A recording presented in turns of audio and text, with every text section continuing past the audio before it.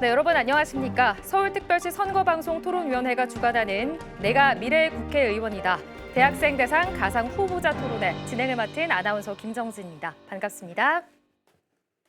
오늘 토론회는 미래 정치를 이끌어갈 대학생을 대상으로 예선을 거쳐 최종 선발된 세 분의 가상 후보자들과 함께 진행됩니다.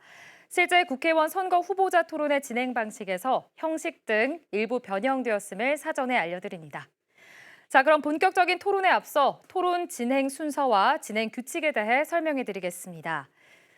자, 오늘 토론회는 후보자들의 시작 발언부터 사회자 공통 질문에 대한 답변, 주어진 논제에 대한 찬반 토론, 그리고 후보자의 마무리 발언 순서로 진행됩니다. 사회자 공통 질문은 두 가지 질문이 준비되어 있습니다. 참가자별로 제한된 시간 내에서 자유롭게 발언해 주시면 됩니다. 다음으로 찬반 토론은 세 가지 주제가 준비되어 있고요. 가상 후보자 토론회 당일, 오늘이죠. 추첨을 통해서 찬성 반대 토론자가 사전에 결정되었음을 알려드립니다.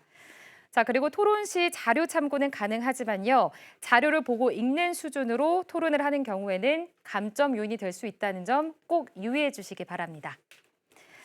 또한 정확하고 객관적인 사실과 증거를 사용해야 하며 토론 중 제시되거나 이용되는 자료에 대한 출처나 근거 등의 제시 요구를 받는 경우에 요구에 응해야 한다는 점도 꼭 참고해 주시기 바랍니다. 자, 그럼 토론 시작에 앞서 먼저 후보자를 소개해 드리도록 하겠습니다. 자, 먼저 기호 A, 김동욱 후보자입니다. 네, 다음으로 기호 B, 류재민 후보자입니다. 네, 이어서 기호 C, 박현종 후보자입니다. 자, 본격적으로 내가 미래의 국회의원이다. 가상 후보자 토론회를 시작하도록 하겠습니다. 자, 먼저 후보자들의 기조 연설부터 시작해 보도록 하겠습니다. 각 후보자들에게 주어지는 시간은 1분씩입니다. 자, 먼저 기호 A, 김동욱 후보자 기조 연설부터 들어보도록 하겠습니다. 김동욱 후보자 기조 연설 시작해 주시죠. 존경하는 서울 시민 여러분 안녕하십니까? 서울시 갑선거구 A번 김동욱입니다. 오늘 이 자리는 이 시대의 청년들이 새로운 시각으로 우리 사회가 당면한 여러 문제들을 해결해보고자 나온 것입니다. 모든 토론의 끝에는 승자와 패자가 나뉠 수밖에 없겠지만 저는 진정한 토론이란 승자와 패자가 나뉘지 않는 것이라고 생각합니다. 서로 다른 의견이 토론을 통해서 조율하고 합의될 수만 있다면 모두가 패자 없는 승자가 되지 않겠습니까?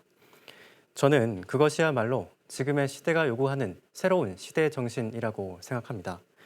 그리고 저 김동욱은 그러한 시대 정신에 따라 지킬 것은 지키고 혁신할 것은 혁신해 나가는 그러한 의원이 되겠습니다. 감사합니다. 네, 기호 A 김동욱 후보자의 기조 연설 들어봤고요. 다음은 기호 B 류재민 후보자의 기조 연설 시작해 보도록 하겠습니다. 류재민 후보자 시작해 주시죠. 정치란 국민들이 더 나은 삶을 살 수 있게 하는 것이다. 학창시절 저희 사회 선생님께서 가르쳐주신 정치였습니다. 그러나 교실 밖을 나가보니 제가 마주했던 정치는 선생님의 말씀과 달랐습니다. 한국 정치는 싸우고 비난하여 이기고자 하는 정치였습니다. 이제 막 스물이 되어 한국 정치의 문제점을 목도했던 저는 정치의 꼬인 실타래를 풀어 국민들의 더 나은 삶을 만들겠다는 꿈을 가졌습니다. 그 후 여러분의 목소리에, 여러분의 슬픔에, 아픔에, 그리고 삶에 귀를 기울이며 이제는 이렇게 후보자가 되어 여러분 앞에 섰습니다. 여러분, 정치의 승리자는 특정 정당이나 특정 정치인 되어서는 안 됩니다. 정치의 승리자는 바로 국민 여러분, 당신들입니다. 존경하는 국민 여러분, 제가 정치를 위해서 바쳐왔던 그 모든 순간들을 이제 여러분들께 돌려드리겠습니다. 저는 기호 B 후보자 류재민입니다. 감사합니다. 네, 류재민 후보자의 기조 연설 들어봤습니다. 마지막으로 기호 C 박현종 후보자 기조 연설 시작해 주시죠. 네, 존경하는 국민 여러분 그리고 시청자 여러분 안녕하십니까? 저는 서울 갑 선거구 C 후보자 박현종입니다. 다시 한번 정중히 인사드리겠습니다. 저는 오늘 이 자리에 옆에 계신 훌륭한 동료 후보자 여러분들과 함께 다양한 사회적 그리고 정치적 현안에 대해서 고민해보고 또 토론해보고 이야기를 나눠보기 위해서 이 자리에 나왔습니다. 그리고 청년 세대로서 현존하는 여러 가지 문제들에 대해서 어떠한 생각을 가지고 있는지 함께 이야기해보고 또 고민을 나눠보기 위해 이 자리에 나왔습니다. 제가 언변이 화려하지는 않아서 다소 부족하거나 실수할 수도 있습니다. 시청자 여러분들께서 그리고 동료 후보자 여러분들께서 너그러우신 마음으로 함께 해주신다면 저도 최선을 다해서 오늘 토론에 임하도록 하겠습니다. 감사합니다.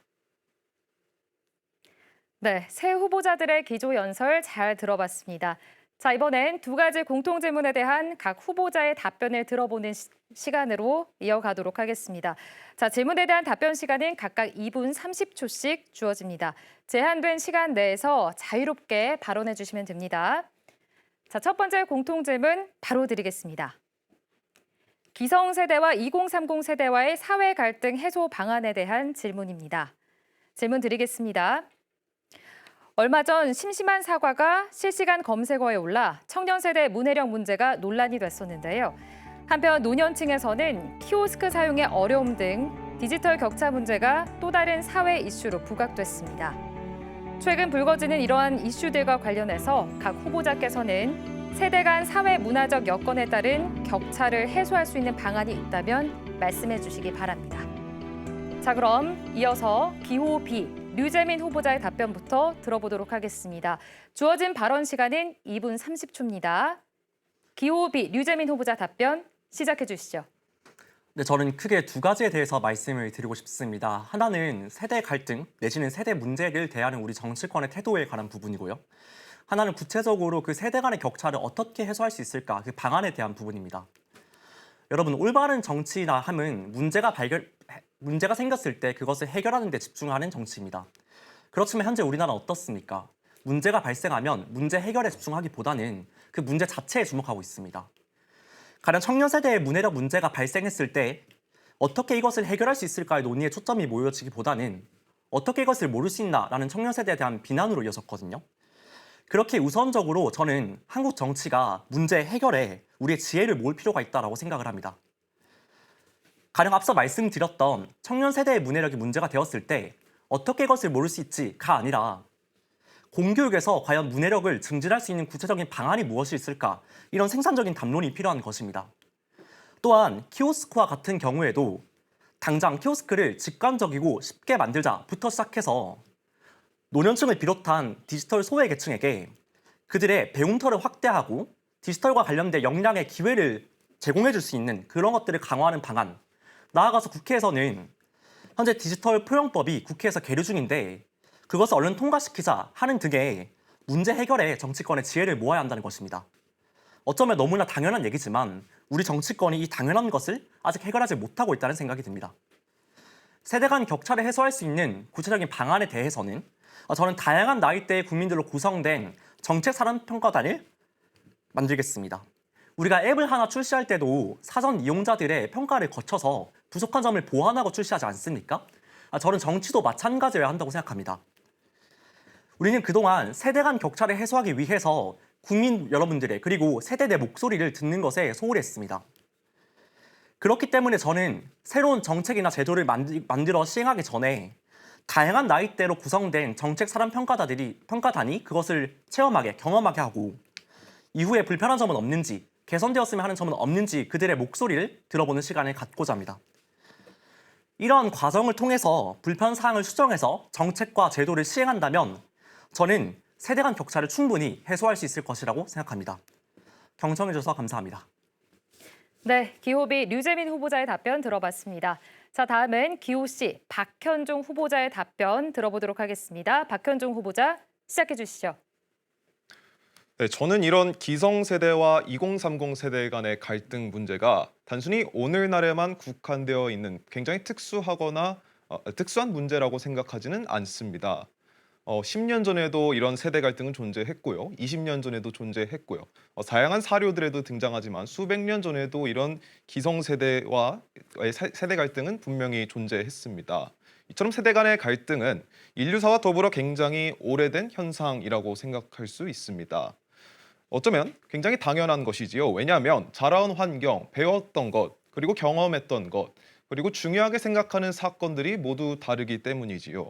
다만 이런 세대 간의 갈등이 극심한 사회적 갈등으로 이어져서는 안 된다고 생각합니다. 이런 세대 간의 갈등이 극심해지지 않게 하기 위해서는 물론 다양한 차원의 노력이 필요하겠지만 저는 단순한 정책적 차원의 노력이 필요하다기보다는 언론 및 시민사회의 노력이 보다 강조되어야 할 필요가 있지 않을까라고 생각했습니다. 예컨대 언론이 2030 세대의 문해력을 비판하는 논조의 기사만 내보내기보다 세대 간 사용하는 언어가 어떠한 차이가 있는지, 왜 이러한 차이가 발생했는지에 대해서 설명하고 시민들에게 설득시킬 수 있어야 된다라는 겁니다. 또한 시민사회에서는 이런 세대 간의 차이가 오늘날만의 특별한 현상이 아니고 사회 변동에 따른 자연스러운 현상이다라는 것을 이해하고 이를 토대로 서로를 포용할 수 있도록 하는 노력이 필요하지 않을까라고 생각했습니다. 이상입니다. 네, 기호시 박현종 후보자의 답변 들어봤고요. 마지막으로 기호 A, 김동욱 후보자 답변해 주시죠. 네, 앞선 후보자님들께서는 세대 간의 갈등에 대해서 말씀해 주셨습니다. 그런데 저는 이것이 세대 간의 갈등이라고 쉽게 예단하지 않습니다. 갈등이라기보다는 단절의 문제라고 하는 것이 더 적합할 것입니다.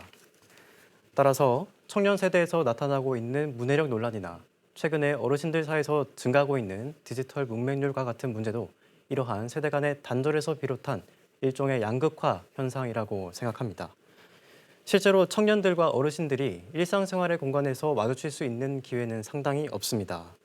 심지어 서울시에서는 청년들을 위한 공간과 어르신들을 위한 공간을 따로 마련하고 있습니다. 하지만 단절은 오해를 낳고 오해는 편견을 낳기 마련입니다. 따라서 중요한 것은 청년과 어르신들이 일상생활의 공간에서 마주칠 수 있도록 하는 기회를 제공하는 것입니다.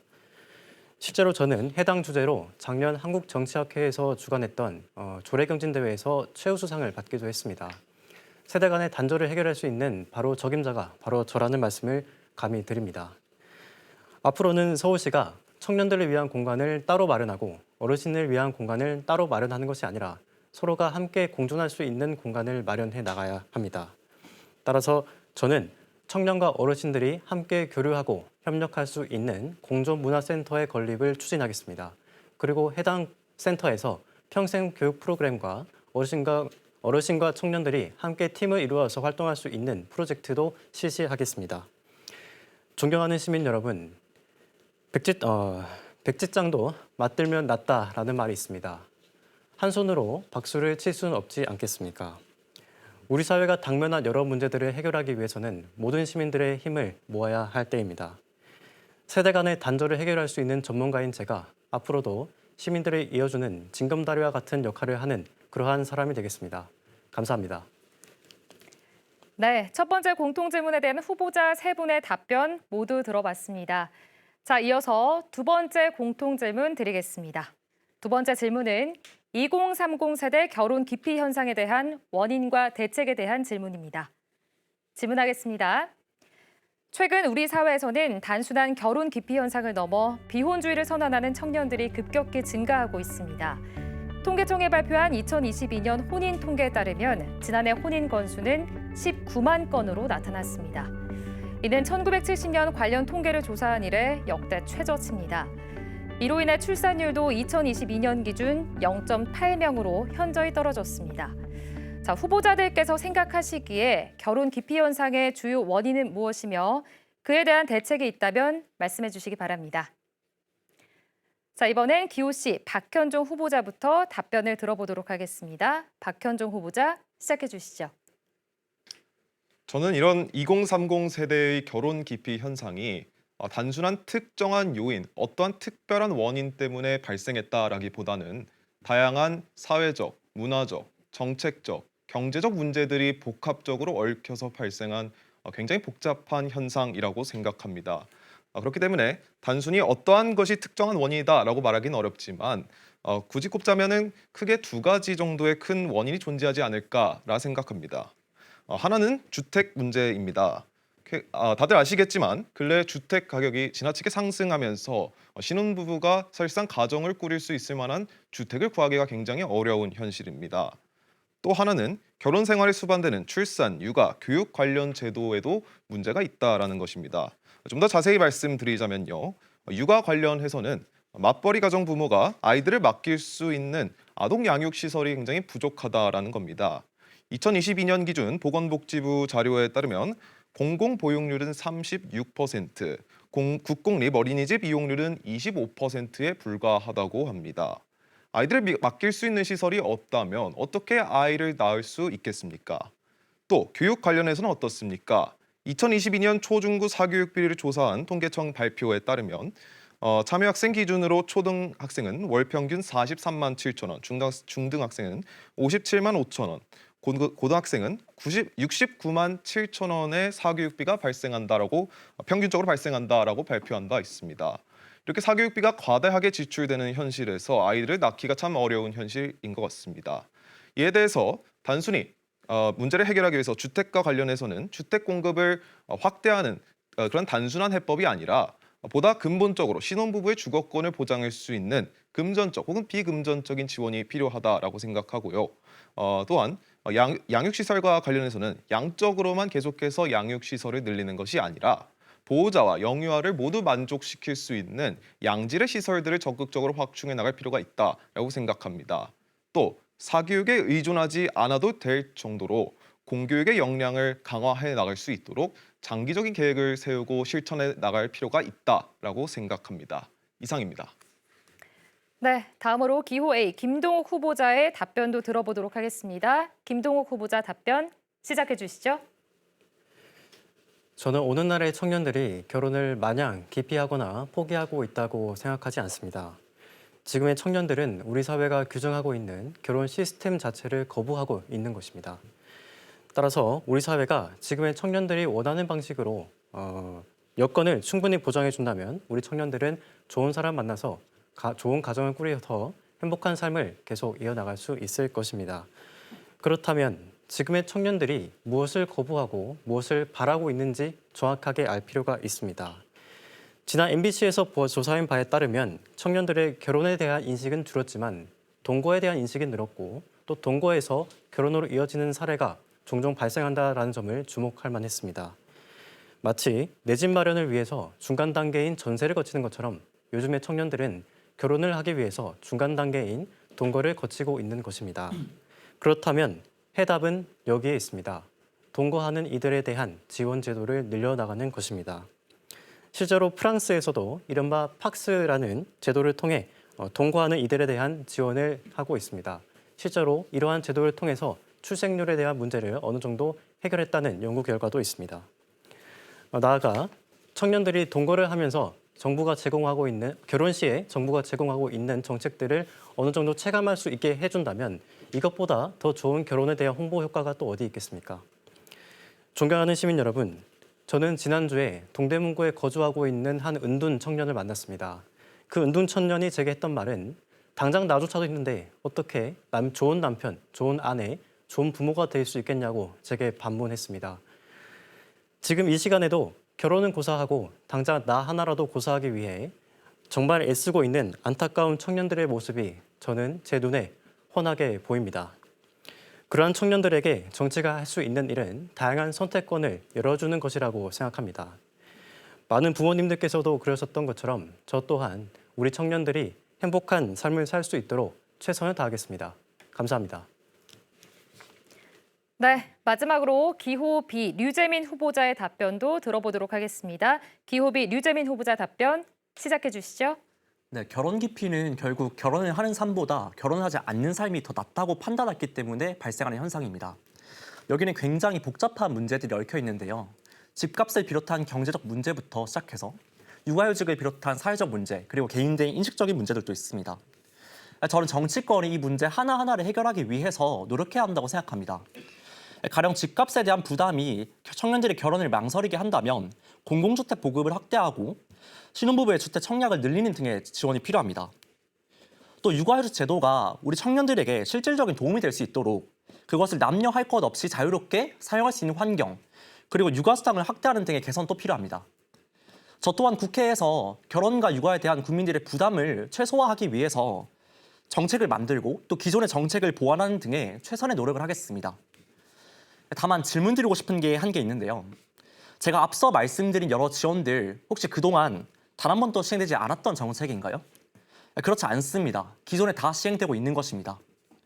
지금 대책이라고 얘기되는 것들이 이미 있는 제도에서 그저 기간을 확대하겠다 혹은 지원을 강화하겠다라는 식의 강화에 불과합니다. 그런데요, 이 실효가 부족한 기존의 정책을 강화한다고 해서 저는 이 한국 사회에서 결혼율이 굉장히 많이 올라가거나 출산율이 증가한다고 생각하지 않습니다.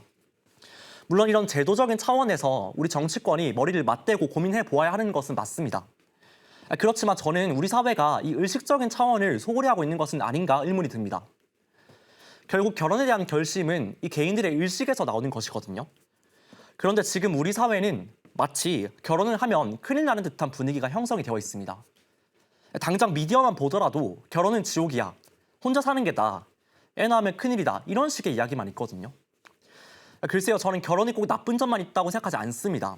내 가족이 생기고 내 아이가 생기고 내 편이 생기는 데서 얻는 행복함과 안정감, 저는 미디어에서 이런 결혼과 가정에 대한 긍정적인 부분을 그리고 행복한 삶과 결혼에 대한 이야기를 좀 많이 해줬으면 하는 바람입니다.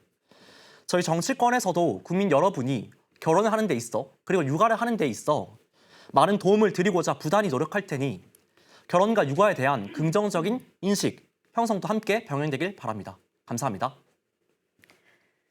네, 이상으로 두 가지 주제에 대해 후보자들의 답변까지 들어봤습니다. 자, 이어서 이번엔 찬반 양론이 대립하는 주제에 대해서 토론해보는 시간 가져보도록 하겠습니다. 제시된 주제에 대해서 각 후보자께서는 찬성과 반대 입장을 발표해 주시고요. 이후 상대 후보자들의 보충 질문에 대한 답변까지 이어가 보도록 하겠습니다. 시간은 각 2분씩 주어집니다. 자, 첫 번째 주제입니다. 현수막을 이용한 선거 운동은 유지되어야 한답니다. 자, 먼저 기호 A 김동욱 후보자의 입장부터 들어볼 텐데요. 후보자 토론회 당일, 오늘이죠. 찬성과 반대 토론자가 사전에 결정됐습니다. 김동욱 후보자는 찬성의 입장입니다. 자, 김동욱 후보자 발언 시작해 주시죠. 현수막을 선거운동에서 활용하는 가장 중요한 이유는 헌법상의 기본권인 표현의 자유 때문입니다. 따라서 지난 헌법재판소에서도 정당을 넘어서 유권자들이 현수막을 선거 기간에 활용하는 것도 금지해서는 안 된다라는 판결을 내린 바가 있습니다. 그런데 그렇다고 막연하게 최근 대두되고 있는 환경 문제에 대해서 막연히 방임하자라는 것은 아닙니다. 모든 자유에는 책임이 따르지 않겠습니까? 하지만 이제껏 정당들이 주어진 자유에 대한 책임성을 부족했다라는 것이 저의 진단입니다. 따라서 저는 현수막을 이용한 선거운동을 유지하되 현수막 사용에 대한 책임성을 강화해 나가야 한다라고 생각합니다. 법적으로 현수막 사용을 금지하거나 제한하는 것은 헌법상 보장하고 있는 기본권을 침해하는 것이기 때문에 이것은 사회 문화적으로 선거운동에 현수막 사용을 줄일 수 있도록 하는 그 책임성을 강화해 나가야 하는 것입니다. 따라서 저는 선거운동 전반에 대한 탄소 총량제와 탄소 중립제도를 신설하겠습니다. 이러한 탄소 총량제 제도를 시행하게 된다면 정당이 선거 활동을 할 때 친환경적인 소재를 사용하게끔 유도하거나 현수막 사용에 대한 정당들의 과열 경쟁이나 맞불 효과도 어느 정도 예방할 수 있을 것이라고 생각합니다.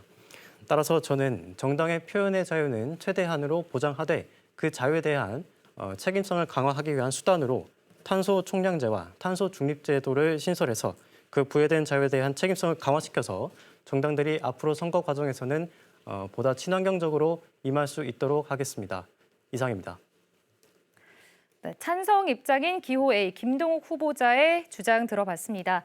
자, 이어서 기호 B 류재민 후보자의 반론을 들어볼 텐데요. 류재민 후보자는 반대 입장입니다. 류재민 후보자의 반론 시작해 주시죠. 네, 현수막은 그동안 정치인들이 유권자들에게 자신을 알리기 위한 수단으로 사용해 왔습니다. 그런데 그 과정에서 많은 문제가 수반되었습니다. 저는 오늘 여러분께 현수막을 이용한 선거운동의 문제점을 말씀드리고 그 대안을 제시하겠습니다. 먼저 폐현수막은 심각한 환경오염을 일으킵니다. 현수막은 매 선거 때마다 후보자에 맞게 생산되어 이례적으로 사용됐다가 버려집니다. 이걸 처리하는 과정에서 한 해 기준으로 약 4,000톤 정도의 탄소가 배출된다고 합니다. 플라스틱 하나, 종이컵 하나라도 아끼자고 말하는 시대에서 과연 현수막을 이용한 선거운동이 지속될 이유가 있는지 의문이 듭니다. 또 국민들의 삶의 질을 떨어뜨립니다. 여러분, 선거철만 되면 거리에 우후죽순 붙어있는 현수막을 보고 어떤 생각이 드십니까? 저는 정치인들의 욕심으로 인해 도시 환경이 참 보기 좋지 않게 변했구나라는 생각이 듭니다. 보기 안 좋기만 하면 다행입니다. 강풍에 찢어지거나 떨어져 보행자들에게 직접 상해를 가하기도 하고 자전거를 타다 줄에 걸려 넘어져서 다치는 안전사고가 매해 발생하고 있습니다. 현수막이 운전 시에 시야를 가려 교통사고를 야기하는 원인으로 작용한다는 한국교통안전공단의 발표도 있습니다. 이런 문제점에도 불구하고 현 제도를 유지할 필요가 있을까요? 그 대안이 없으면 저는 어쩔 수 없이 유지해야 한다고 생각합니다. 그러나 대안은 충분히 존재합니다. 이미 온라인을 활용한 홍보는 활성화되고 있습니다. 이제 과거와는 달리 오프라인에서 도시 경관을 해치고 환경오염을 파괴하면서 환경오염을 유발하면서 또 국민들의 안전을 위협하면서 현수막을 설치할 필요가 없는 것이죠. 또한 현수막을 대신하여 오프라인에서는 전광판을 설치하는 방안도 존재합니다.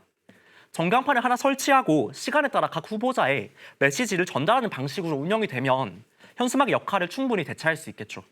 이는 한 번 쓰고 버려졌던 기존의 현수막과는 다르게 지속 가능하게 사용할 수 있다는 점에서 환경오염도 막을 수 있습니다. 위와 같은 이유로 현수막을 사용한 선거운동을 폐지해야 한다고 주장합니다. 네, 두 후보자의 찬성과 반대 주장에 대해 들어봤습니다. 자, 이어서 보충 질문 이어가 보도록 하겠습니다. 질문 시간은 30초 드리고요. 질문에 대한 답변 시간은 1분 30초입니다. 자, 먼저 기호 A 김동욱 후보자에게 질문하는 시간 가져보도록 하겠습니다. 기호C 박현종 후보자부터 기호 A 김동욱 후보자에게 보충 질문을 해주실 텐데요. 30초 드립니다.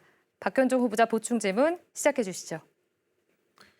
예, 김동욱 후보자께서는 탄소 중립제 혹은 탄소 총량제를 선거에 도입하여서 정당이 자발적으로 친환경 소재를 사용할 수 있도록 유도해야 한다라고 말씀하셨는데, 그러나 이런 친환경적인 소재를 사용한 이런 선거 공보물이나 현수막을 사용하게 될 경우 지나친 추가적인 선거 비용이 발생하게 됩니다. 다시 말해서 작은 정당이나 무소속 후보들 같은 경우에는 어떻게 이런 비용을 감당할 수 있을지, 되려 이들의 표현의 자유를 억압하는 건 아닐지 질문 드리고 싶습니다. 네, 김동욱 후보자 답변 시작해 주시죠. 네, 후보자님께서 정말 중요한 질문을 해주셨습니다. 일단 탄소 총량제와 탄소 중립제도에 대해서 간략하게 설명을 해드리겠습니다. 탄소 총량제는 선거운동 전반에 대한 탄소 총량을 지정해 놓고 그것을 넘기지 않도록 하는 제도입니다. 그리고 탄소 중립제도는 발생한 탄소만큼 이것을 보존할 수 있는 활동을 따로 하도록 하는 제도입니다. 따라서 이 제도가 도입된다면 정당의 입장에서는 비록 돈이 더 많이 들더라도 탄소를 줄일 수 있는 것을 택하는 것을 선택하지 않겠습니까? 또 돈이 많이 들게 되면은 더 돈이 안 들고 탄소도 배출하지 않는 온라인 환경으로의 유입을 자발적으로 유입시킬 수 있지 않겠습니까? 환경 오염 문제가 그래서 환경 있지 않겠습니까? 아까 후보자님께서 말씀해 주셨던 대로 소선거 작은 소수 정당에 대한 문제가 충분히 존재하지만 이것은 현재 선거 관련해서는 국고보조금으로 따로 이미 한국에서는 보장을 하고 있습니다. 따라서 소수 정당에서는 국고보조금 비율을 조금 더 늘리는 방향으로 나간다면 해당 제도가 소수 정당의 표현의 자유도 충분하게 보장하면서 환경 오염 문제도 해결할 수 있을 것이다라고 저는 생각합니다. 감사합니다. 네, 이어서 기호 B 류재민 후보자, 기호 A 김동욱 후보자에게 보충 질문하는 시간 가져보도록 하겠습니다. 보충 질문 시작해 주시죠. 네, 후보자님께서 헌법상의 기본권, 즉 표현의 자유를 굉장히 강조해 주신 것 같습니다. 그렇지만 우리 헌법 제37조 2항에서는 자유는 필요한 경우에 하나여 제한될 수 있다라고 명시하고 있죠. 그런 점에서 봤을 때 현수막을 만약 정치인들이 이용하지 못했을 때 그들의 표현의 자유가 제한당하나 저는 아니라고 생각합니다. 왜냐하면 제가 말씀드린 대안처럼 여러 가지 대안들이 존재하기 때문입니다. 그렇기 때문에 후보자님께서는 오프라인에서 전광판을 사용했을 때와 이것이 어떤 차이점이 있는지, 더 유리한 점은 무엇이 있는지, 그 경우에도 표현의 자유는 제한당한지 답변 부탁드립니다. 네, 김동욱 후보자 답변 시작해 주시죠. 표현의 자유에 대한 헌법재판소의 판결은 최근에 나왔습니다. 정당이 선거운동 기간에서 현수막을 사용하는 것을 넘어서 유권자들이 선거운동 기간에 현수막을 내거는 것까지도 허용해야 한다라는 판결을 내렸습니다. 그렇다면 헌법에서 표현의 자유를 어느 정도 제한할 수 있다라고 하셨는데 헌법재판소 입장대로라면 표현의 자유는 충분하게 보장되어야 하는 것이지 않겠습니까? 따라서 저는 이러한 환경 이슈의 문제를 담으면서도 이러한 표현의 자유가 충분히 보장될 수 있는 탄소 총량제와 이런 탄소 중립제도를 말씀드린 것이고요. 반면에 후보자님께서는 온라인을 통한 홍보와 전광판이라는 대안이 있다고 말씀하셨는데 이러한 대안들을 실제로 정당들이 사용하게끔 유도하는 것이 정말 중요합니다. 그러한 측면에서 제가 탄소 총량제와 탄소 중립제도를 말한 것이고요. 후보자님께서는 어떻게 정당에 그렇게 유인할 것인지에 대한 의견을 말씀하지 않으셔서 그에 대한 질문을 듣고 싶긴 합니다만은 이건 제 답변 시간이라 말씀을 못 드리겠습니다. 이상입니다. 네, 잘 들어봤습니다. 자, 이번엔 기호-B 반대 입장이신 유재민 후보자에게 질문하고 답변까지 들어보는 시간 이어가겠습니다. 기호-C 박현종 후보자가 기호-B 유재민 후보자에게 보충 질문을 하는 시간인데요. 30초 드립니다. 네, 류재민 후보자께서는 현수막을 대체하기 위한 수단으로서 전광판을 사용하자라고 말씀하셨습니다. 물론 대체 가능한 수단일 수 있고 지속 가능한 수단이라는 건 인정합니다. 그러나 이런 전광판이 없는 농촌 지역이나 도시 외곽 지역에는 어떻게 할지가 참 의문스럽습니다. 현수막이 많다는 것은 그만큼 현수막을 통해서 선거 정보를 얻는 유권자가 많다는 것을 방증하기도 합니다. 이런 도시 지역이나 도시 외곽 지역의 선거 정보 소외 문제는 어떻게 해결 가능한지 말씀해 주시기 바랍니다. 네, 기호-B 류재민 후보자 1분 30초의 답변 시간 드립니다. 시작해 주시죠. 네, 답변 드리겠습니다. 우선 좋은 질문 해주셔서 감사하다는 말씀 드리고 싶고요. 저는 앞선 김동욱 후보자의 말씀과 방금 해주신 질문을 좀 엮어서 답변을 좀 드리고 싶습니다. 그 도시 소외 문제, 그 농촌 소외 문제에 대해서 말씀을 해주셨지만 저는 이 정치라는 것은 변화를 추구해야 하는 입장에서 상당 부분 단점을 가져갈 수밖에 없다고 생각합니다. 그럼에도 불구하고 저는 이 전광판 같은 것을 중앙선거관리위원회에서 전국에 설치하는 방안이 필요하다라고 생각을 합니다. 그렇기 때문에 그 부분에서 나오는 비용 문제 내지는 농촌 소외 문제는 해결될 수 있을 것이라고 생각을 하고요. 이것이 오히려 국회, 각 정치인들, 각 정당에게 탄소 중립제와 같은 이런 것들을 토대로 해서 유인을 제공하는 것보다는 중앙선거관리위원회가 각 지점들의 지리적인 위치를 파악해서 그 적절한 위치에 전광판을 설치하는 방안을 하나의 대안으로 고려해 볼 수 있다라고 말씀을 드린 것이고요. 또 온라인 홍보 방안 그리고 우리 그 가정마다 보급되는 것이 있지 않습니까? 그런 것들을 통해서 저는 충분히 보완될 수 있다라고 생각을 합니다. 물론 제도가 시행되는 과정에서 난점이 존재할 수는 있습니다. 그렇지만 저는 이것이 결국은 우리 정치가 나아가야 하는 방향이라고 생각을 하고요. 그 나아가는 방향에서 충분히 보완할 점은 보완하고 또 취할 점은 취하면서 이 제도를 운영하는 것이 훨씬 더 적절한 정치권의 방향이라고 생각을 합니다. 답변 마치겠습니다. 네, 답변까지 들어봤고요. 이번엔 기호-A 김동욱 후보자께서 기호-B 류재민 후보자께 질문을 해주실 텐데요. 마찬가지로 질문 30초, 답변은 1분 30초 드립니다. 네, 후보자님께서는 현수막의 사용을 줄이고 다른 선거 홍보물로 넘어가야 된다라는 말씀을 해주셨습니다. 그런데 정당의 입장에서 현수막을 사용하지 않는다면 현수막을 사용하지 않는 예산만큼 다른 선거 홍보물로 늘어나지 않겠습니까? 그렇다면은 현수막보다도 더 재활용하기 어려운 소재의 선거 공보물이 등장할 수도 있는데 이러한 풍선 효과에 대해서는 어떻게 생각하시는지가 궁금합니다. 네, 기호-B 류재민 후보자의 답변 1분 30초 드립니다. 질문해 주셔서 감사하고요. 다만 저는 적절한 질문이라고 생각하지 않습니다. 국회에서 만약에 이 현수막을 설치하는 방안 대신에 전광판을 설치해서 비용도 아끼고 또 홍보 효과는 그대로 유지한다고 가정을 했을 때 국회가 이 다른 부분에서의 재활용이 더 어려운 그 선거 홍보 방안으로 나갈 거라고 생각하지 않습니다. 저는 오히려 최근 확대되고 있는 온라인 홍보를 더 확대할 것이라고 생각을 하고요. 김동욱 후보자님께서는 단언을 하고 말씀하셨습니다. 현수막을 설치하지 않게 되면 현수막 외에 재활용이 더 어려운 소재로 선거 홍보물을 제작할 것이다. 저는 그것의 논리 관계가 좀 이해가 되지 않습니다. 그리고 제가 앞서 말씀드린 부분이 있는데 전광판과 그다음에 기존의 현수막 그 두 개를 비교했을 때 현수막이 훨씬 더 우월하다라는 질문에 대해서 답변을 해주지 않으신 것 같습니다. 그렇기 때문에 결론 부분에서 해당 부분에 대한 답변을 부탁드리는 바이고요. 마지막으로 저는 국회의원들의 유인, 정당의 유인에 대해 말씀하셨는데 지난 3월이었죠. 현수막을 재활용을 높이자는 관련 법안이 발의되었습니다. 그렇지만 지금까지도 논의되지 않고 국회에 계류 중입니다. 저는 이런 국회의원들의 태도를 보았을 때 오히려 김동훈 후보자님께서 말씀하시는 방안이 국회의원들의 유인을 이끌어내기 더 부적절하다라고 생각을 하고 중앙선거관리위원회 같은 중립적인 집단이 전국에 전광판을 설치하고 그것을 각 정당이 공정하게 그리고 사용에 맞게 필요에 맞게 이용할 수 있는 것이 훨씬 더 적절한 방향이 아닌가 답변 드리겠습니다. 이상입니다. 네, 찬반 주장에 대한 보충 질문과 답변까지 들어봤습니다. 자, 제시된 주제에 대한 마무리 발언 들어볼 텐데요. 각 1분씩 드리겠습니다. 먼저 찬성 입장의 기호의 김동우 후보자 발언 시작해 주시죠. 현수막을 선거운동에서 활용하는 가장 기본적인 원칙은 헌법상 보장하고 있는 표현의 자유 때문입니다. 다른 어떤 나라에서도 선거운동하는데 현수막을 제한하는 그러한 국가는 없습니다. 사회 문화적인 인식으로 현수막의 사용을 줄여나가야 하는 것입니다. 따라서 저는 현수막 사용에 대한 정당의 책임성을 강화해 나가겠다는 말씀을 드립니다. 그러한 강화 수단으로 탄소 총량제와 탄소 중립제를 말씀드립니다. 정당의 표현의 자유는 최대한 존중하되 그 부여된 자유에 대한 책임성을 강화할 수 있도록 무조건 이를 제한하려는 것이 아니고 다른 수단으로 현수막 사용을 줄일 수 있도록 하는 이러한 제도도 충분하게 있다라고 저는 생각을 하고 있습니다. 이상입니다. 네, 이어서 반대 입장의 기호비 류재민 후보자의 1분 마무리 발언 들어보도록 하겠습니다. 시작해 주시죠.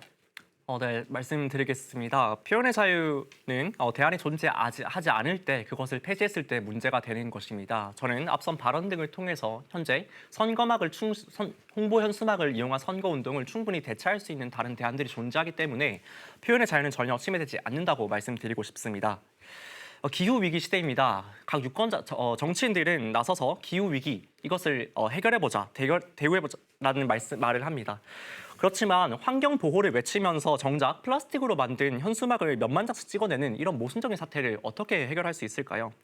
저는 정치권에서 솔선수범해서 현수막을 대체해야 한다라고 생각을 합니다. 그 대안으로서 저는 전광판에 말씀드렸고 그 외에도 온라인 홍보 방안을 통해서 충분히 대체될 수 있다라고 생각을 합니다. 이상으로 바로 마치겠습니다. 감사합니다. 네, 잘 들었습니다. 두 번째 주제 바로 이어가 보도록 하겠습니다. 두 번째 주제는 법인단체 후원금 기부 제도를 도입해야 한답니다. 자, 먼저 기호시 박현종 후보자의 주장은 반대 입장인데요. 후보자 발표 2분 드립니다. 시작해 주시죠. 네, 저는 법인단체 후원금 기부 제도를 도입하자라는 주장에 대해서 반대합니다. 현재 정치자금법상 법인이나 단체는 정당이나 그 후보자에게 후원금을 제공할 수 없습니다. 이는 굉장히 당연한 원리에 기반하는데요. 기본적으로 민주주의라는 것은 시민적 의지 혹은 건전한 시민적 합의에 의해서 이루어져야 하는 정치 과정을 기반으로 합니다. 돈과 관련된 이해관계에 의해서 매몰되어서 민주주의 정신을 훼손하는 것은 민주주의 사회에서는 참 용납하기 어렵습니다. 그러나 법인이나 단체의 경우에는 개인에 비해서 훨씬 더 많은 자금을 유통할 수 있고 보다 큰 자금 규모를 동원할 수 있습니다. 이에 따라서 정당이나 개인 후보자에게 보다 많은 정치 후원금을 지급할 수 있고 이는 곧 법인이나 단체가 보다 정치권에 많은 영향력을 행사할 수 있다는 점을 의미하기도 합니다. 이렇게 된다면 법인이나 단체는 분명히 입법 로비 혹은 금권 행사를 통한 입법 선거 과정에 부당하게 개입할 것이고 이는 굉장히 위험한 사례라고 할 수 있습니다. 물론 법인이나 단체의 후원금 규모를 법적으로 제한할 수도 있습니다. 그럼 일부 문제는 해결되긴 하겠지요. 그러나 본질적으로 이런 법인이나 단체가 개인보다 큰 규모의 자금력을 행사할 수 있다는 점은 개인보다 더 많은 정치력을 행사할 수 있다는 점을 의미하기도 합니다. 결국 궁극적으로 법인단체 후원금 기부제를 도입하게 된다면 우리나라의 민주주의의 질서는 크게 흔들리게 될 것이라고 우려됩니다. 이에 따라서 법인단체 후원금 기부제도를 도입하는 데 대해서 반대합니다. 이상입니다. 네, 이어서 찬성 입장인 기호 A 김동우 후보자의 주장도 들어보겠습니다. 발표 시간 2분 시작합니다. 저는 법인과 단체의 정치자금 기부 제도가 어느 정도는 허용될 필요가 있다고 생각합니다. 물론 지난 한국 정치의 역사에서 정경유착의 모습을 단적으로 보여주었던 이른바 차떼기 사건 같은 사건은 우리 사회에 큰 영향을 주었던 것은 사실입니다.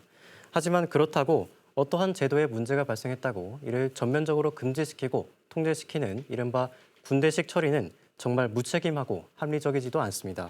문제가 있으면 이를 고치고 보완해 나가야 할 문제지 이를 막연하게 전면적으로 금지시켜버리는 것은 헌법에서 말하고 있는 시민의 기본권을 제한하는 과잉금지에 해당하지 않겠습니까?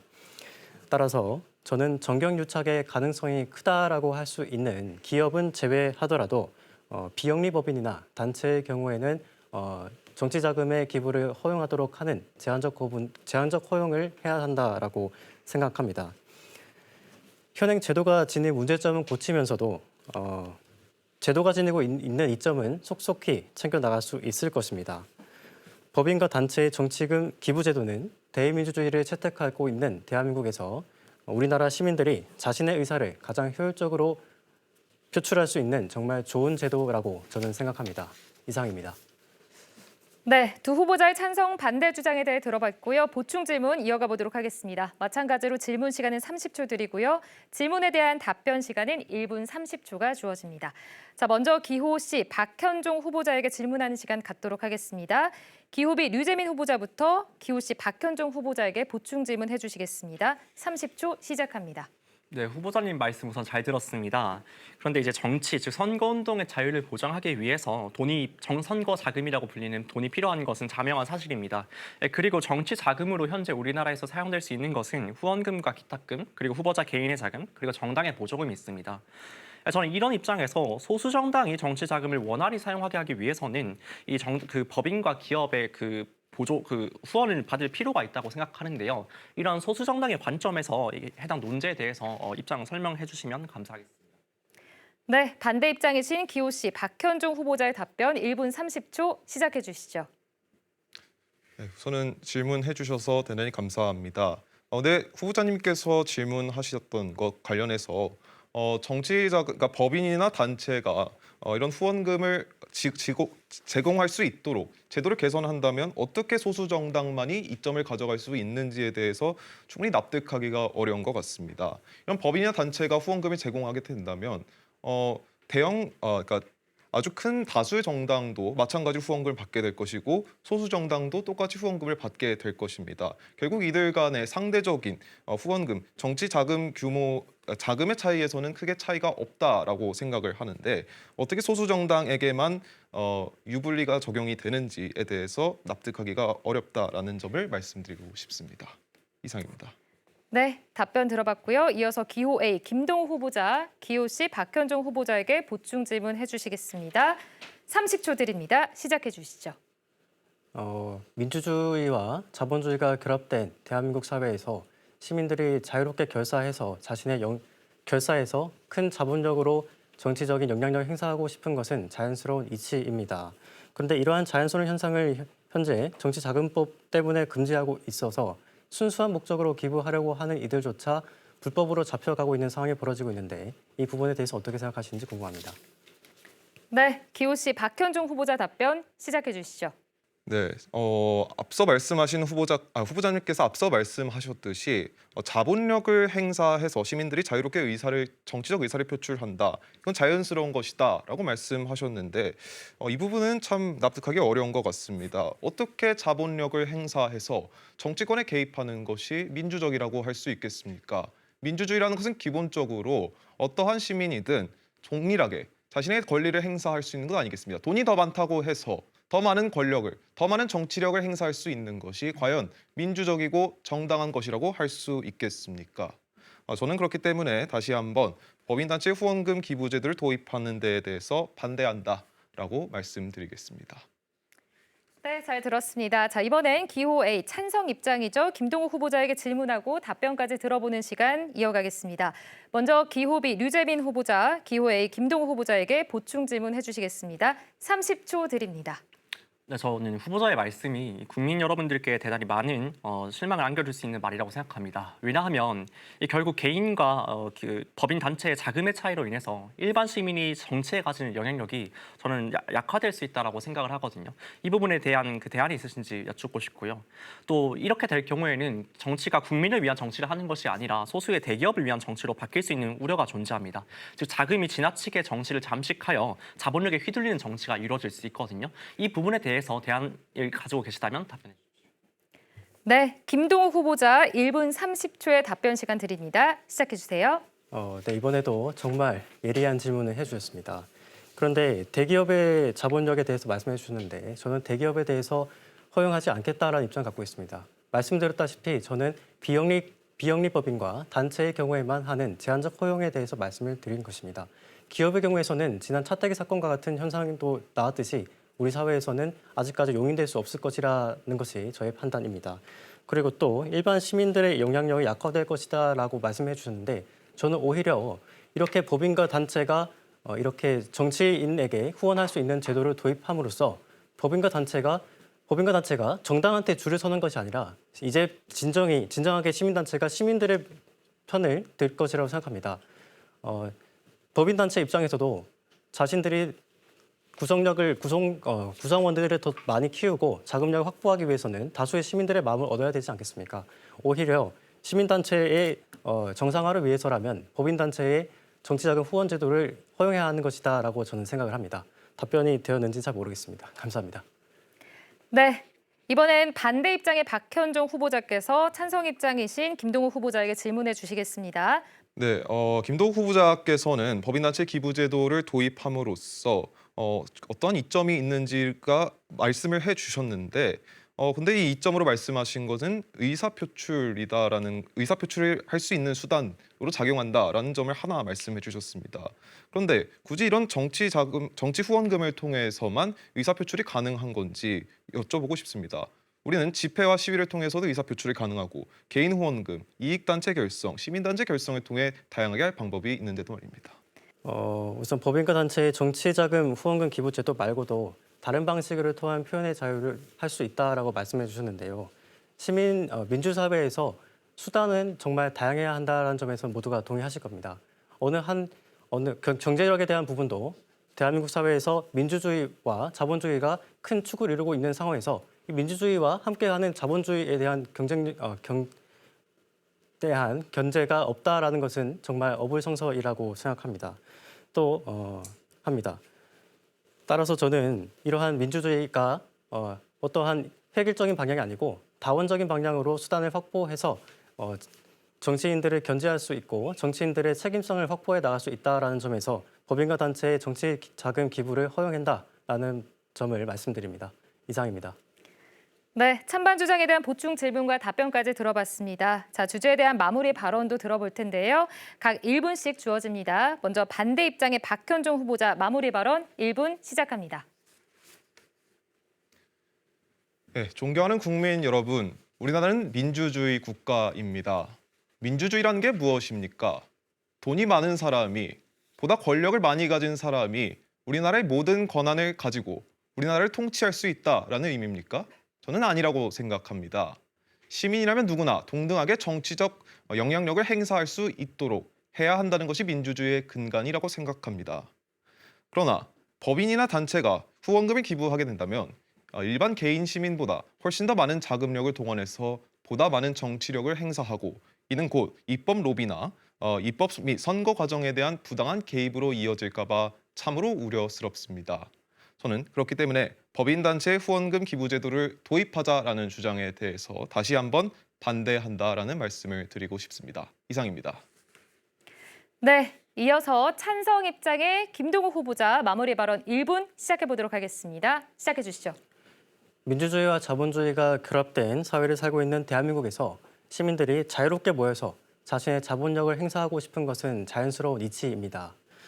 그런데 이러한 자연스러운 현상을 금지하는 현행 정치자금법 때문에 순수한 목적으로 기부를 하고자 했던 이들도 불법으로 잡혀가는 그러한 안타까운 일들이 벌어지고 있습니다. 어떠한 제도에 문제가 발생하면 이를 보완하고 고쳐나가야 할 것이지 전면적으로 막연히 금지시키고 통제시키는 이른바 군대식 처리는 정말 무책임하고 비합리적이지 않습니까? 따라서 저는 정경유착의 가능성이 높은 기업은 제외하더라도 비영리 법인과 단체의 경우에는 기부를 허용하도록 하는 제한적 허용을 도입해야 된다고 말씀드립니다. 그리고 이는 진정한 건전한 시민사회를 위한 일이라는 점도 함께 말씀드립니다. 감사합니다. 네, 찬반 토론 마지막 주제입니다. 자, 마지막 주제 바로 이어갈게요. 국회의원 300인의 의원 정수는 유지되어야 한답니다. 자, 먼저 기호비 류재민 후보자의 입장부터 들어볼 텐데요. 반대 입장입니다. 2분 발표 시간 시작합니다. 네, 국회의원 정수의 유지 문제는 단순히 국회의원의 수를 늘리냐 마니냐의 차원에서 논의될 부분이 아닙니다. 저는 이 논의의 본질이 한국 정치에서의 국민 대표성과 맞닿아 있다고 생각을 합니다. 그렇기 때문에 조금 더 거시적이고 종합적인 차원에서 한국 정치를 바라본 후에 이 문제에 대해서 말씀을 드리고 싶습니다. 우선 국민 여러분께 질문을 하나 드리고 싶습니다. 국회의원은 국민을 대표하는 기관입니다. 그런데 현재 우리나라 국회의원은 국민들을 잘 대표하고 있나요? 아마 상당수가 아니라고 답변하실 것입니다. 그 이유가 무엇일까요? 저는 그 원인이 소선거구제와 단순 다수제 그리고 양당제에 있다고 봅니다. 현재 선거 제도에서는 한 선거구에 오직 한 명의 당선자만이 존재합니다. 투표를 가장 많이 받은 후보자만 해당 선거구에서 당선이 되죠. 그렇기 때문에 당선되지 못한 후보자를 지지했던 국민들의 이익은 대변되지 못합니다. 이 문제를 어떻게 해결할 수 있을까요? 저는 중대선거구제를 도입하고 비례대표를 확대하여 국회 내부가 다양한 정당으로 구성되어야 한다고 생각합니다. 그래야만이 국민들의 이익이 대변될 수 있습니다. 그런데 현재 국회의원의 수가 300석인 상태에서는 절대로 제가 말씀드린 중대선거구제나 다당제와 같은 정치 개혁이 불가능합니다. 기존의 기득권 문제도 있고요. 애초에 현재 우리나라 국회의원 수가 중대선거구제를 운영하기에는 매우 적습니다. 가령 제주도의 경우 제주시 갑, 제주시 을, 그리고 서귀포시 이렇게 3명의 국회의원이 제주도 전체를 대표하고 있습니다. 이런 상황에서 제가 말씀드린 여러 정치 개혁들을 어떻게 도입할 수 있겠습니까? 그렇기에 저는 국회의원 정수 문제는 국민의 대표성을 강화하는 차원에서 중대선거구제 그리고 비례대표제, 다당제들을 시행하기 위한 그 수단으로서 사용될 필요가 있다고 생각을 합니다. 이상으로 바로 마치겠습니다. 네, 이어서 찬성 박현종 후보자의 주장도 들어보겠습니다. 2분 발언 시작합니다. 저는 국회의원 정원을 300명으로 현행대로 유지하는 것에 대해 찬성합니다. 현재 우리나라는 법에 따라 253인의 지역구 의원과 47인의 비례대표 의원을 국회에 두고 있습니다. 이 중에서 지역구는 일종의 작은 정치 공동체라고 생각합니다. 이는 곧 참여민주주의를 위한 작은 정치 커뮤니티라고도 할 수 있습니다. 이런 정치 커뮤니티는 오랜 기간에 걸쳐 정치 현황을 공유하고 자신들의 의사를 대변하는 대표자를 선출하는 데도 참여하고 이런 참여 민주주의에 굉장히 중요한 역할을 하는 공동체라고 생각합니다. 그렇기 때문에 급격한 인구 변화가 없는 한 정치 공동체는 지속적으로 그리고 안정적으로 유지되는 것이 민주주의에 있어 바람직할 것입니다. 그렇다고 하여 비례대표를 확장하거나 늘리거나 줄이면 되지 않느냐라고 하면 되겠지만 이 역시도 문제가 있습니다. 한국행정연구원 조사에 따르면 비례대표 의석 확대에 대한 부정 여론이 무려 82.8%에 달합니다. 국민적 공감을 사지 못하고 있다는 것이지요. 이뿐만이 아니죠. 지역구의 목소리를 대변하는 지역구 의원과 비례대표 의원 간의 이런 양분적인 국회 구조에서 어느 한쪽의 목소리를 키우거나 줄인다는 것은 정당성을 얻기가 굉장히 어려운 문제가 있습니다. 그렇기 때문에 지역구 의원을 늘리거나 줄이기도 어려운 현실이고 그렇다고 해서 비례대표 수를 조정하기도 어려운 것이 지금의 현실입니다. 그리고 실질적으로 국회의원의 정원을 확대하거나 축소하는 과정에서 현재의 기득권 정치인들의 이권 및 정치적 계산이 반영될 여지가 굉장히 큽니다. 그렇기 때문에 악용될 우려가 있고 이는 역시 앞서 말씀드렸듯이 민주주의에 해가 되는 것이 분명합니다. 그렇기 때문에 저는 현재대로 300인의 국회의원 정원을 유지하는 데 찬성합니다. 이상입니다. 네, 두 후보자의 찬성과 반대 주장에 대해 들어봤습니다. 보충 질문 바로 이어가겠습니다. 마찬가지로 질문 시간은 30초 드리고요. 답변 시간은 1분 30초 드리겠습니다. 먼저 반대 입장의 류재민 후보자에게 질문하는 시간 가져보도록 하겠습니다. 김동호 후보자부터 류재민 후보자에게 보충 질문 30초 해주시죠. 시작합니다. 네, 후보자님께서는 지금 현행 300인의 의원 숫자에서 보다 더 늘려야 한다라는 주장을 하셨습니다. 그렇다면 이에 따라서 반드시 예산에 대한 질문을 하지 않을 수가 없습니다. 국회의원의 월급이 엄청나게 많다라는 것은 여러분께서도 체감하고 계실 것이라고 생각합니다. 그런데 이러한 상황에서 의원 숫자를 더 늘리겠다라는 것이 국민 여러분들께 납득이 되겠습니까? 따라서 이전 질문에서는 법인과 단체의 기부금 제도도 안 된다고 하셨는데 그렇다면 이것을 어떻게 해결해야 할 예상이신지 궁금합니다. 네, 말씀하신 부분 때문에 저는 오히려 늘려야 한다라고 생각을 합니다. 현재 김동욱 후보자님께서 지적해 주신 부분은 국회의원들의 특권이 많다는 것 아니겠습니까? 저는 현재 혹시 김동욱 후보자님께서 국회에서 국회의원들에 대한 임금은 그대로 둔 채로 국회의원 정수를 확대하자는 논의가 이루어지고 있는 것을 알고 계신지 여쭙고 싶습니다. 이렇게 된 경우에는 앞서 말씀하신 것처럼 엄청나게 많았던 국회의원들의 월급이, 즉 봉급이 줄어들게 됩니다. 그 상태에서는 말씀하셨던 특권을 줄이는 방향과 더불어 이행될 수 있다라고 생각을 하고요. 또 이것뿐만이 아니라 국회의원들의 불체포 특권이나 면책 특권을 좀 폐지하는 방향으로 나아가서 국회의원의 특권 문제는 바라보아야 한다라고 생각을 합니다. 그렇기 때문에 그 질문해 주신 부분에 대해서 국회의원 정수 확대가 그다지 큰 논란이 될 것 같지는 않다라고 생각을 합니다. 이상으로 답변 마치겠습니다. 네, 이어서 박현종 후보자도 질문 이어가 보도록 하겠습니다. 30초 드립니다. 시작해 주세요. 유재민 후보자께서는 국민의 대표성을 확대하기 위해서 중대선거구 제도와 비례대표제를 확대해야 된다라고 말씀하셨습니다. 그러나 이런 중대선거구제와 비례대표제 확대는 굉장히 우리나라에 있어서 굉장히 대대적인 개혁이라고 할 수 있습니다. 이런 대대적인 개혁이 앞서 말씀드렸듯이 비례대표 확장과 관련해서는 부정적 여론이 상당히 높고 중대선거구에 대해서는 자세히 모르겠지만 반발 여론이 적지 않을 것 같습니다만 이런 국민적 합의에 대해서는 어떻게 하실 생각인지 여쭤보고 싶습니다. 네, 류재민 후보자의 답변 1분 30초 시작합니다. 네, 우선 앞서 말씀해 주신 부분에서 사실과 어긋나는 부분 하나 지적을 해드리면요. 중대선거구제에 대한 국민들의 여론이 나쁘지 않습니다. 오히려 중대선거구제를 통해서 국민들의 다양한 이익이 정치에 반영되기를 원한다는 것이 설문조사의 결과이고요. 또 저는 대대적 개혁이 필요하다라고 말씀하셨는데 저는 당연히 우리 정치권에 대대적인 개혁이 필요하다라고 생각을 합니다.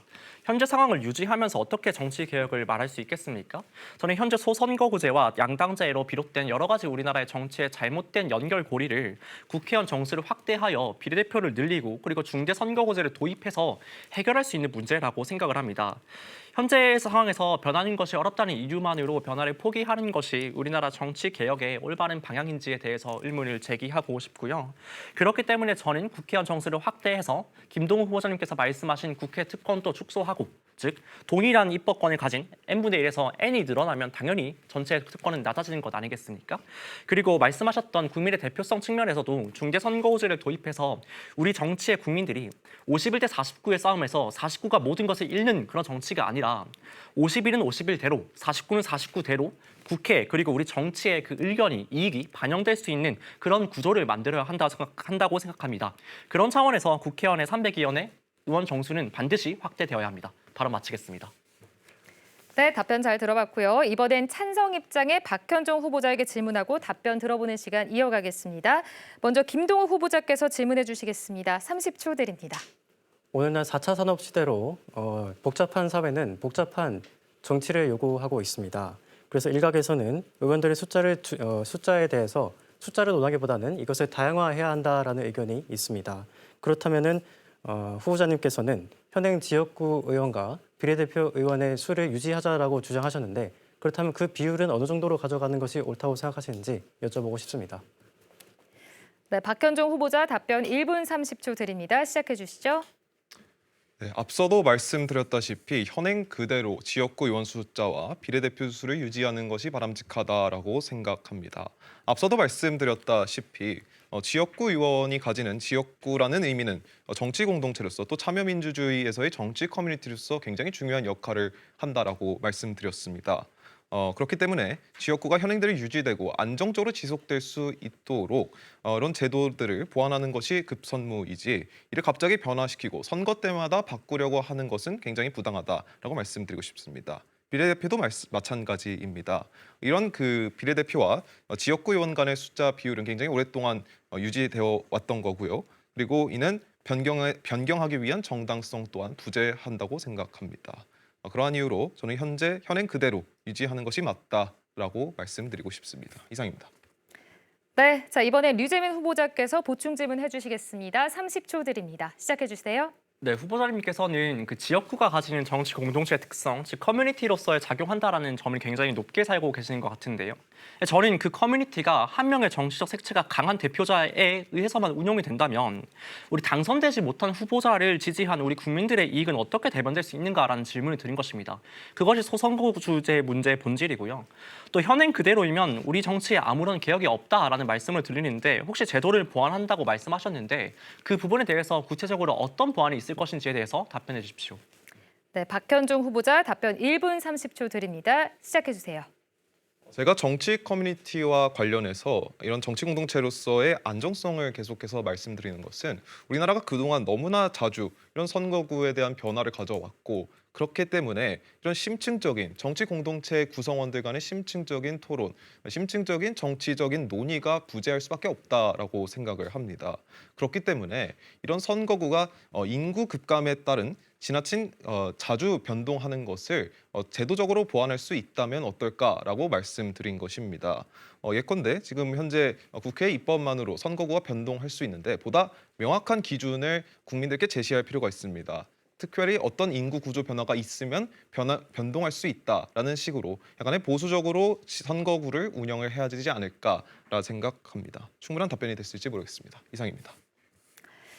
네, 이상으로 찬반 주장에 대한 보충 질문과 답변까지 들어봤습니다. 자, 세 번째 주제에 대한 마무리 발언 시간도 가져볼 텐데요. 각각 1분씩 드립니다. 먼저 반대 입장의 류재민 후보자의 마무리 발언 시작합니다. 네, 이 문제는 우리 정치에 있어서 대단히 중요한 문제입니다. 국민들의 이익이 과연 정치에 제대로 반영이 될 수 있는가 그런 차원에서 논의될 수 있는 부분이라고 생각을 하고요. 후보자님께서는 인구 구조와 같은 생물학적 특성에 기인하여 선거구가 바뀔 수 있다고 말씀하셨지만 저는 현재 선거구 제도, 물론 국회의원 정세의 문제와 관련이 있습니다. 이 현재 선거구 제도의 문제는 구조 자체의 문제라고 생각을 합니다. 그렇기 때문에 국민 대부분께서 아마 고개를 끄덕이실 텐데 내가 투표를 줬던 사람이 정치에 개입하지 못하면 그것이 어떤 의미가 있겠습니까? 저는 그런 차원에서의 소선구제를 폐지하고 중대선거구제를 도입한다는 것을 주장하고요. 그 중대선거구제를 도입함에 있어서는 저는 반드시 국회의원 정수가 확대하는 것이 필요하다고 생각합니다. 마지막으로 한 말씀만 더 드리면 현재 우리나라 국회의원의 수는 전 세계와 비교했을 때 굉장히 부족합니다. 한 명당 약 17만 명을 대표하고 있거든요.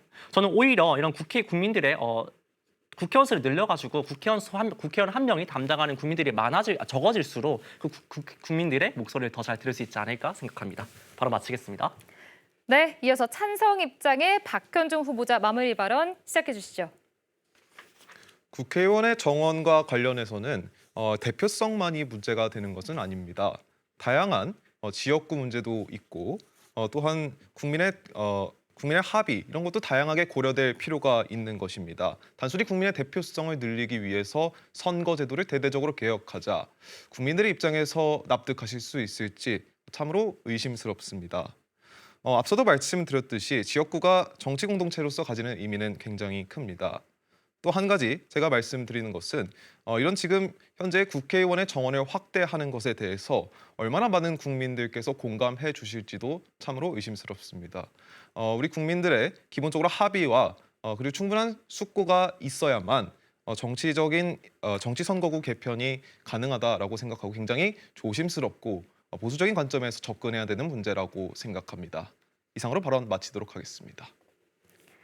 네, 새 후보자의 마무리 발언까지 들어봤습니다. 자, 이제 토론을 마무리할 시간인데요. 앞서 토론에서 미처 하지 못한 이야기가 있거나 또는 유권자에게 당부하고 싶으신 말이 있으시다면 이 시간을 통해서 해주시면 됩니다.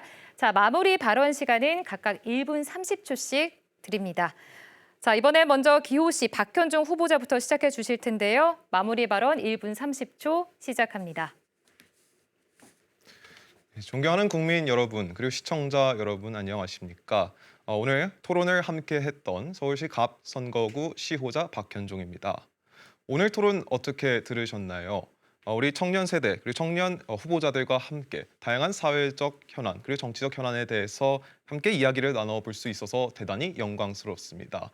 생각보다 훨씬 더 훌륭하시고 대단하신 후보자들이 이 자리에 함께 해주셨다는 것에 대해서 대단히 영광스럽게 생각합니다.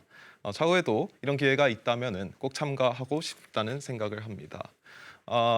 우리나라 총선이 내년에 앞두고 있습니다. 이러한 정치적 논의 그리고 사회적인 현안에 대한 논의가 단순히 이런 몇몇 사람들에 의해서만 이루어지는 것이 아니라 다양한 사람들에 의해서 그리고 주변 사람들과 충분히 이루어지면 보다 우리나라가 선진 민주 문화로 발전해 나갈 수 있지 않을까라고 생각합니다. 다시 한번 오늘 토론에 참여해주신 후보자 여러분들 그리고 심사위원 여러분 그리고 시청자 여러분들께 감사하다는 말씀 드리겠습니다. 이상 시 후보자 박현종이었습니다. 감사합니다. 네, 다음으로 기호 A 김동우 후보자의 마무리 발언 들어보겠습니다. 1분 30초 시작합니다. 존경하는 서울 시민 여러분 안녕하십니까? 오늘 선거 방송을 어떻게 지켜보셨는지요? 저는 처음 여러분들께 인사드리면서 지킬 것은 지키고 혁신할 것은 혁신해 나가는 그런 의원이 되겠다고 말씀드렸습니다. 그리고 오늘 토론에서도 저는 세대 간의 단절을 극복할 공존문화센터의 건립, 그리고 청년들의 다양한 결혼 선택을 위한 동거 지원 제도, 정당의 선거운동 전반에 대한 탄소 총량제와 탄소 중립제도의 도입, 그리고 비영리법인과 단체의 정치자금 기부의 제한적 허용에 대해서 말씀드렸습니다. 그리고는 헌법상 보장되어야 하는 시민의 기본권을 보호할 대안들도 말씀드렸습니다.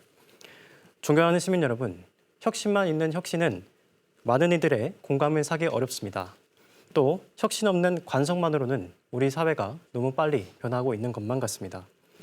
우리는 언제나 대화와 토론을 통해 서로 다른 의견이 조화롭게 해결될 수 있고 그 과정을 통해 어떠한 극단적인 선택이 아니라 제3의 길도 있을 것이라고 생각합니다. 존경하는 시민 여러분, 새로운 시대 정신이 우리를 부르고 있습니다. 저와 함께 그 길을 걸어 나가지 않으시겠습니까? 지금까지 서울시 갑 선거구에 출마한 기호 1번 김동욱이었습니다. 감사합니다. 네, 끝으로 기호 B 류재민 후보자 마무리 발언 해주시죠. 네, 우선 오늘 함께 열띤 토론 펼쳐주신 두 후보자님께 감사의 말씀드립니다. 서로의 목소리가 달랐기 때문에 여러 생산적인 논의를 할 수 있었던 것 같습니다. 네, 그리고 긴 시간 저의 말씀을 경청해주신 국민 여러분께도 감사의 말씀드리겠습니다. 정치인 류재민으로서 단 하나의 꿈에 대해서 여쭤보신다면 저는 국민들의 더 나은 삶이라고 답하고 싶습니다. 저는 그 꿈 하나로 모든 정책과 그리고 모든 제도를 판단하며 살아왔습니다. 이 정책이, 이 제도가 우리 국민들에게 어떤 영향을 끼칠까? 악영향을 끼치진 않을까? 혹시 그렇다면 내가 할 수 있는 내가 할 수 있는 역할은 무엇이 있을까? 숱하게 고민했던 그 시간들이 제 정치 인생에 녹아 있습니다. 오늘의 토론에서도 각 논제를 바라보는 제 모든 기준은 여러분의 삶이었습니다. 정책 사람 평가단을 통해서 여러분의 목소리를 듣고자 하였고, 국민의 입장에서 국회의원 정수 문제를 바라보았으며, 현수막 선거운동이 국민의 삶에 어떤 영향을 끼칠까 고민했습니다. 정치란 국민들의 더 나은 삶을 위한 것이다 라고 말씀하셨던 사회 선생님의 말씀을 다시 한번 떠올려봅니다. 그리고 당신의 말씀과는 달랐던 이 한국 정치에 실망했던 20살의 저를 떠올려봅니다. 비록 저는 이 정치 현실에 실망했지만 우리들의 아이 세대에서는 한국 정치에 실망하지 않는 그런 정치를 만들고 싶습니다. 국민을 위한 정치를 하겠습니다. 여러분의 더 나은 삶을 위한 정치를 하겠습니다. 저는 기호 B 후보자 류재민이었습니다. 함께해 주십시오. 감사합니다. 네, 자 이렇게 해서 오늘 토론의 마지막 순서였던 세 후보자의 마무리 발언까지 모두 들어봤습니다. 자 모두 어떻게 지켜보셨습니까? 미래 대한민국을 이끌어갈 우리 청년 세대들의 생각을 잘 깊이 들여다볼 수 있었던 의미 있는 시간이었길 바랍니다. 자 오늘 토론에 참석해서 열띤 토론을 벌여준 세 분의 후보자들께 감사 인사를 드립니다. 고맙습니다. 자, 이상으로 서울특별시 선거방송토론위원회가 주관한 내가 미래의 국회의원이다 가상 후보자 토론회를 마치도록 하겠습니다. 함께해 주신 여러분 고맙습니다.